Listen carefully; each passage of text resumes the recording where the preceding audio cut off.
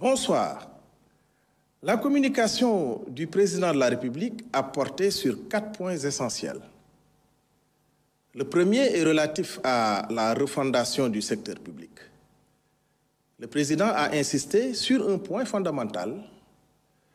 Une administration moderne et numérique est essentielle pour améliorer nos services publics.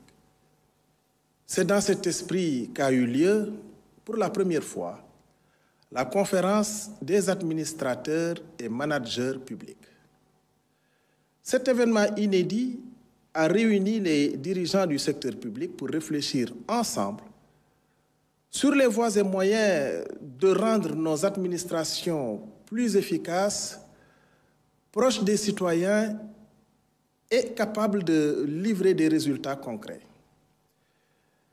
Parmi les priorités évoquées, on trouve la réforme de la fonction publique pour une gestion plus transparente et performante, la mise en place de contrats de performance pour les entreprises publiques afin qu'elles fonctionnent mieux et contribuent davantage à notre économie, et enfin, la digitalisation des services publics qui permettra à chacun d'accéder plus facilement à des démarches rapides et fiable où qu'il se trouve au Sénégal. Puis, le président a abordé dans un deuxième point la question du développement du secteur privé. En effet, il s'agit d'un secteur qui joue un rôle central dans la création d'emplois et la croissance économique. Le président souhaite que ce secteur devienne un levier puissant pour notre développement. Pour cela, le gouvernement collabore avec les industriels et les investisseurs pour bâtir une politique adaptée aux réalités économiques d'aujourd'hui.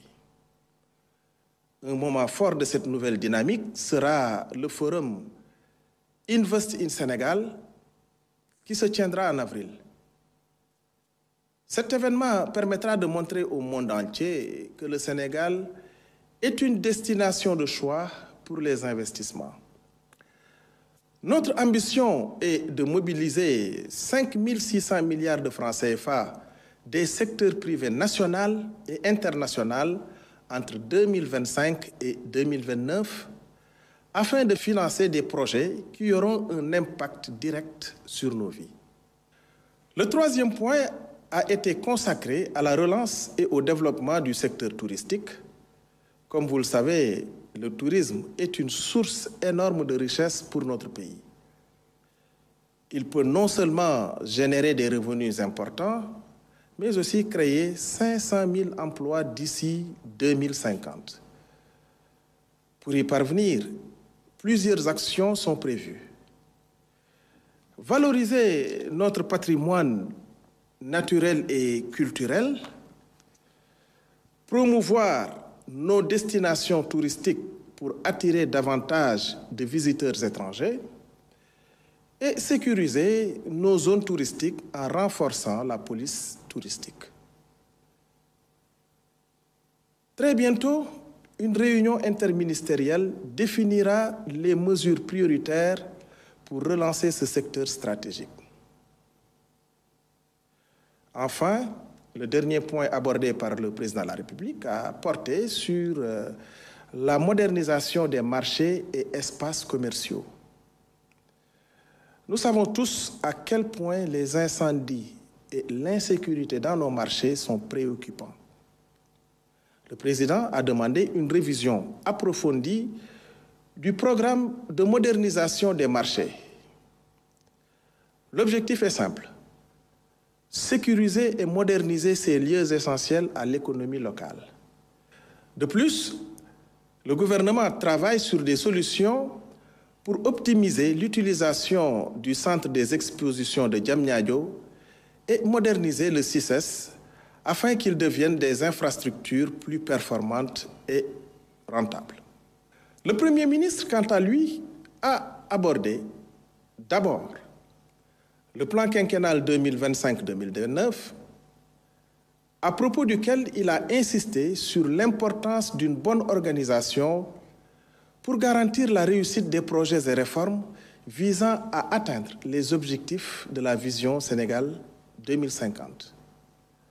Ensuite, le coût de l'électricité, en rappelant que dans un contexte de production d'hydrocarbures, il est crucial de réduire les factures d'énergie et d'améliorer l'approvisionnement. Un comité travaille activement pour proposer des solutions concrètes d'ici fin janvier. Le troisième point a porté sur la valorisation des ressources phosphatées. À ce titre, une stratégie nationale est en cours pour mieux exploiter cette richesse, avec un potentiel d'environ 2 000 milliards de francs CFA de chiffre d'affaires à l'horizon 2050. Il a terminé sur les problèmes d'Air Sénégal et d'AIBD SA. Des solutions sont à l'étude et le gouvernement prépare des réformes pour relancer ces entités et résoudre leurs problèmes de gestion. Enfin, au titre de l'agenda législatif et réglementaire, 2 textes importants ont été examinés. D'abord, un décret pour réformer le comité de suivi du secteur parapublic, renforçant son rôle de supervision des entreprises publiques. Ensuite, une loi pour ratifier une convention avec le Maroc, facilitant l'assistance et le transfèrement des détenus entre nos 2 pays. Voilà, mesdames et messieurs, les points saillants du Conseil des ministres de ce jour. Je vous remercie en vous souhaitant une belle soirée.